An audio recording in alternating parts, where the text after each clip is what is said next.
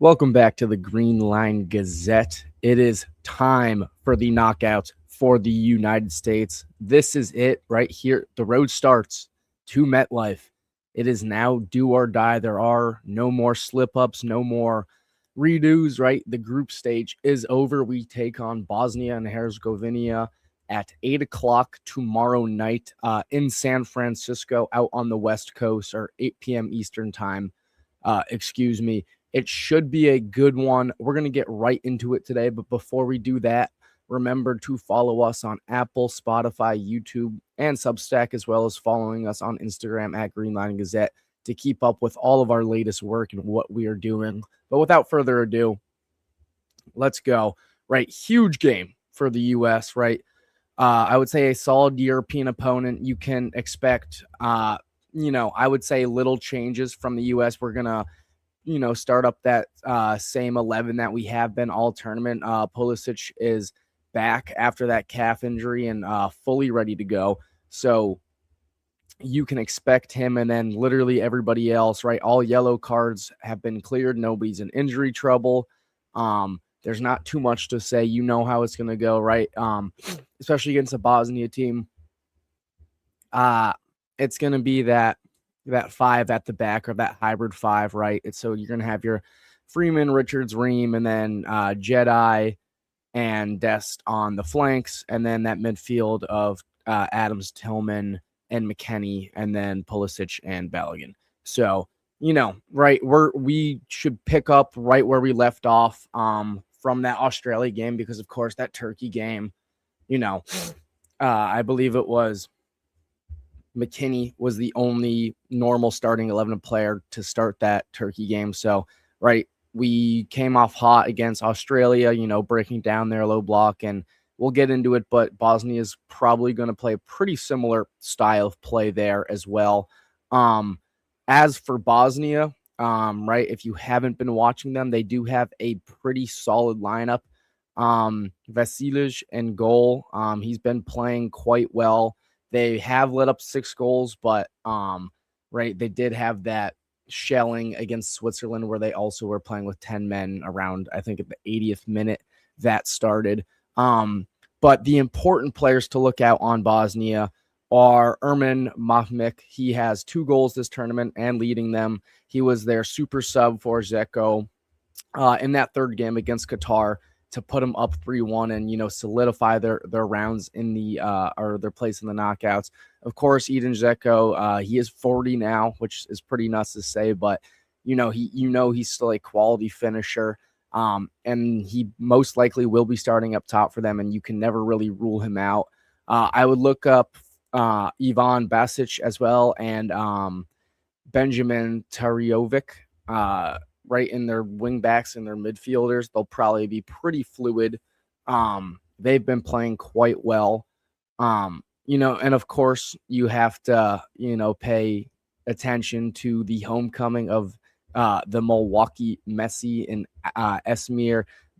Let's see if I can get this right. Esmir Bajraktarovic. Right. So he played for us, the U.S. He's 21 years old. He played for the Fire and Revolution Academies when he was younger, and the U.S. youth national teams, He made a senior appearance for us in January of 2024 before he switched allegiances to Bosnia, and now at Eindhoven with Dest and Pepe. So he knows this squad really well. He knows these guys. I think he's a pretty class player. It makes sense why he went to Bosnia. I think he's good. I think he probably doesn't really ever get too much real playing time in this U.S. squad, which is most likely why he left. It's just unfortunate that, I guess it's a good thing for us that we're finally good enough that I guess we have to turn players away, essentially. But he probably just would have never played for us. So we're happy for him that he's, finding new life over there in Bosnia. And, again, hope he does well, but not too well against us tomorrow. As for the game plans, right? So Bosnia's got this really, really disciplined, like mid to low block where they really want to choke out your midfielders from disrupting transition. So in this case, that would be like Tyler Adams. I'm sure they will be going directly at him. And then they look to pounce on the counterattack, right? Wojcicki and Mahmik are their two guys. They look to play direct long balls too. They play a similar, kind of formation to the U.S. with like the three center backs, and then they'll have two wing backs kind of, coming up and down on both sides. But if you're the U.S. and they do come out in that five at the back with the three really solidified center backs, all you got to do is use Destin Robinson to stretch the pitch into the wide areas, right? You pull that back three apart, and then you just take guys like Tillman and Pulisic and just right into the half space. And if you can do that well, it's going to be really, really ugly for Bosnia. Of course, the only way they stop that is having a really good defensive midfielder like Tyler Adams, and that's why the U.S. plays so well in this five at the back formation, is because we have Tyler Adams to choke up that half space if we're getting stretched into the wide spaces. But I think Bosnia lacks a Tyler Adams quality player. And if we can do that, I don't think they're going to be able to handle us in the half space and in that middle of the field. And I think it could look pretty similar to the Paraguay game if we hit our stride. Right. Of course, it could also look really similar to the Australia game where we just can't really get them out of that mid to low block. And, we just have to just attack and just, scrap for an own goal or, a deflection, right? Whatever it may be. Of course, this is the fourth time meeting between us. This is the first time we've ever met them in a competitive match, right? We've only played them in friendlies. We are 2 wins and 1 draw against them, right? 2013, you remember that comeback? We were down 2-0 in like Sarajevo, and we came back with a Jose Altidore hat trick to win 4-3. And, that's like prime 2013, USA, like the nostalgia you definitely get for that. But we also played them in 2018, where we tied them 0-0, and then we, won 1-0. That really doesn't mean anything, to be honest, the 2013 or the 2018 thing. Our teams are so vastly different from what they were, 8 years ago. I guess it was the most recent time we played them. So there's not really too much to look into there. Literally, I think the U.S. might have 5 players on the roster that were there, in that Bosnia game in 2018, maybe. But we'll see. I think, the U.S. is favored with our depth here. I think resting against Turkey was the really smart decision. I know people wanted to, sweep the group, get all 9 points with the 3 wins, but, I back Poch with, sitting our starters. I think they're going to be very, everyone's going to be ready to go. They're going to be aggressive, really well rested for this Bosnia game. Pulisic is fully back, like we said. He's our guy, and we need him to be fully healthy. So him with McKennie and Tillman, they're just going to be our playmakers tomorrow, right? Again, like expect nothing different from what you saw from that group stage outside of that Turkey game. But right, you can't overlook Bosnia here. So, of course, relegated to League B in the UEFA Nations League. They went on a 7-match winless streak before turning it around in the qualification. So they're playing with, I guess, house money for lack of a better term, I would say, right? They have, nothing to prove, no pride to defend besides the fact that they can go out there and pull an upset. And of course, everybody should know this is the team that prevented Italy from qualifying for their 3rd consecutive World Cup that they have now missed. I believe it was 2-1 into extra time, or it might have gone into pens. But right, if you're Bosnia, you now have the confidence that you can, and you can say what you want about where the Italian, soccer federation is at right now. But again, if you're Bosnia, you've shown yourself and you've shown the world that you can perform against, technically superior sides, like the U.S. would be to Bosnia. So we really can't overlook Bosnia in the slightest. Again, this is a game I think we should win, but Bosnia, right?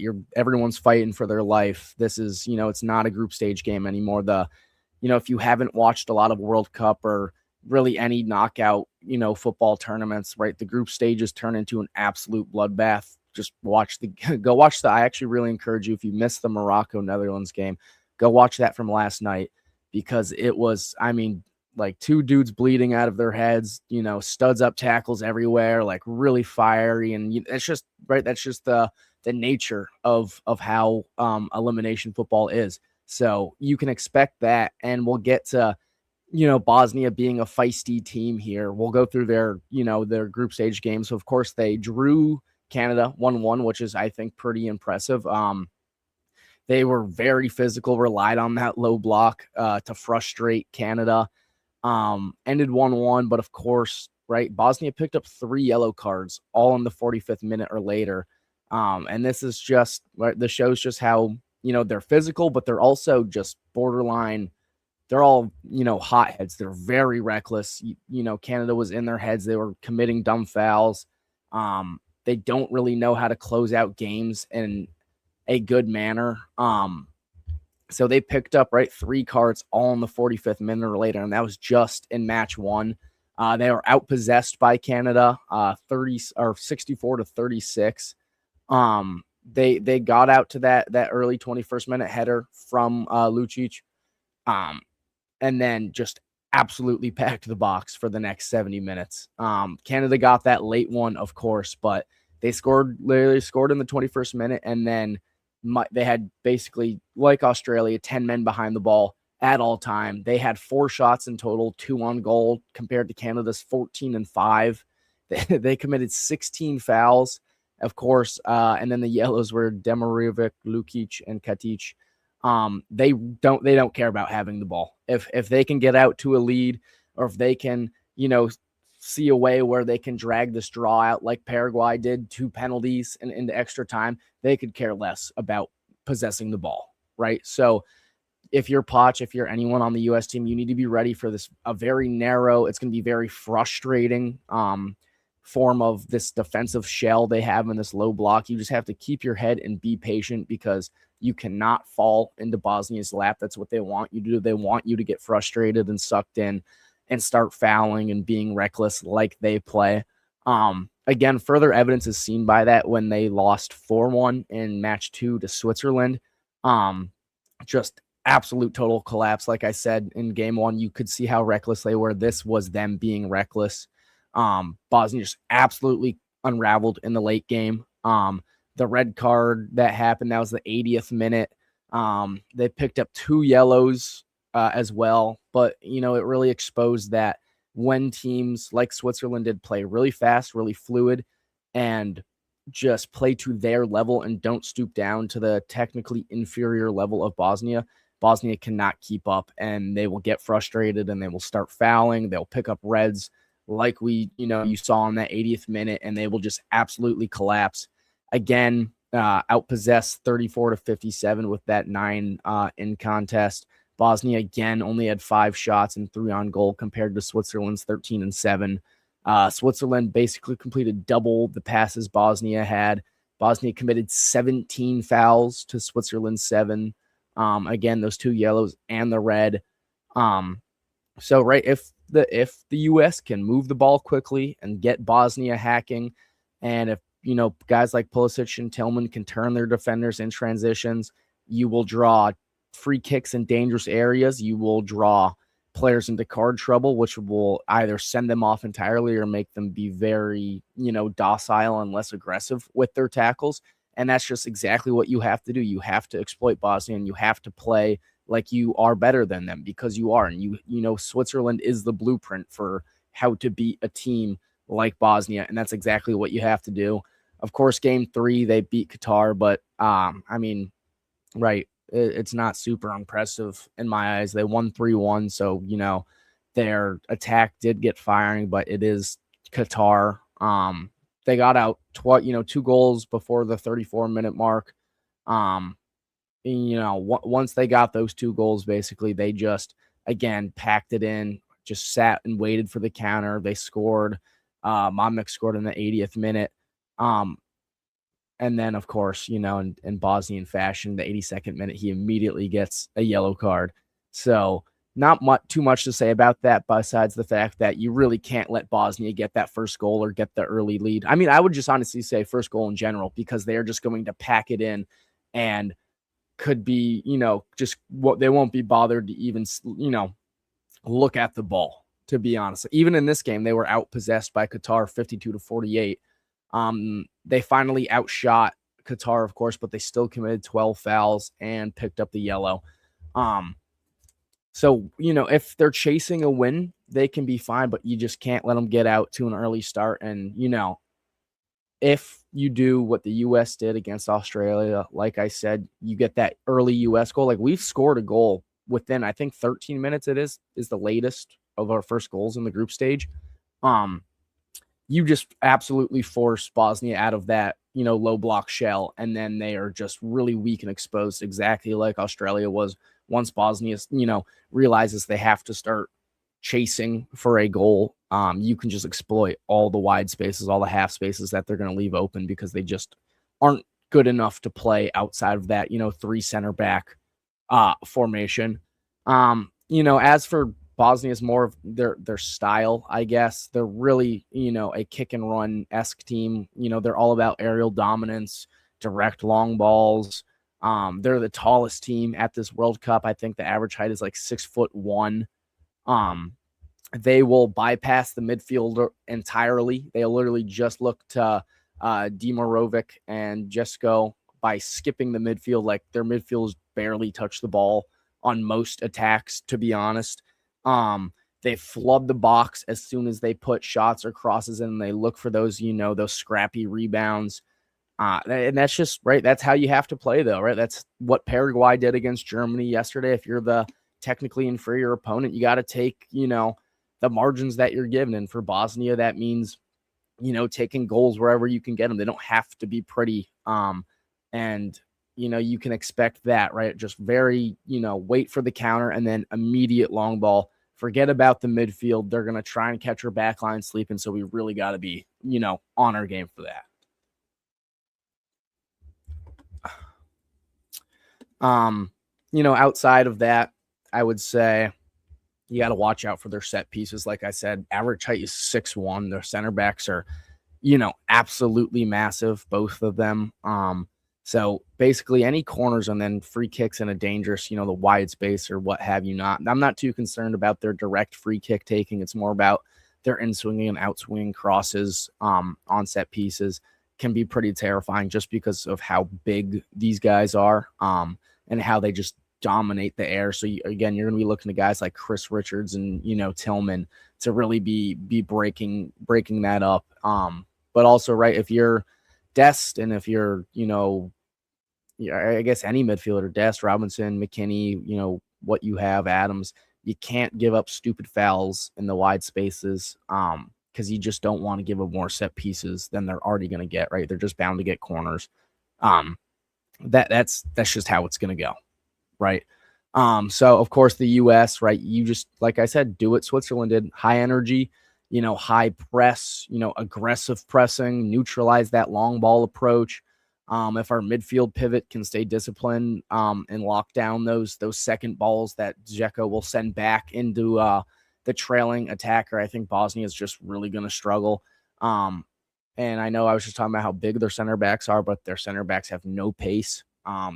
They are kind of like cones almost in the one-on-ones, or if you take them on head on, you'll probably, rarely win those aerial battles. But if you can isolate them and just put one move on them or pop it by them, or if it's a long ball in transition, you're probably going to outpace them. So you just got to look to do those things. But I mean, that's all there really is to say about it, right? It's very similar to this Australia game. I'm going to leave it here for now. You can expect a really physical, a really fiery game. Tempers definitely will flare. Of course, U.S. got to stay out of card trouble. Nothing new there. But expect a game like, this Germany-Paraguay game where they're just going to try and suck you into this really ugly style of football. And all you got to do is play your game and stay out of it. And, the U.S. is going to be just fine. Hopefully, I will be back for episode now 24 sometime after the game Wednesday in a positive light, hopefully breaking down the next game in the bracket. If we advance, we will likely be playing, I want to say probably Belgium. All right, I said that last episode. They'll probably beat Senegal. Who knows, though? Right, we've already seen a bunch of crazy upsets. The Brazil game was heartbreaking for me. Norway got it done with a Holland goal, and Mbappe put 2 in today. The Morocco game with the Netherlands was absolutely nuts. So you never know what's going to happen, but hopefully I'm back here post-Wednesday breaking down a round of 16 preview as the U.S. move towards MetLife. Thank you for tuning in again. Remember, follow us on all platforms, Apple, Spotify, YouTube, and Substack, and especially Instagram. That's where you can stay the most up-to-date with what I'm doing, but that's all for now. And again, hopefully see you, knock on wood, for a round of 16 preview later.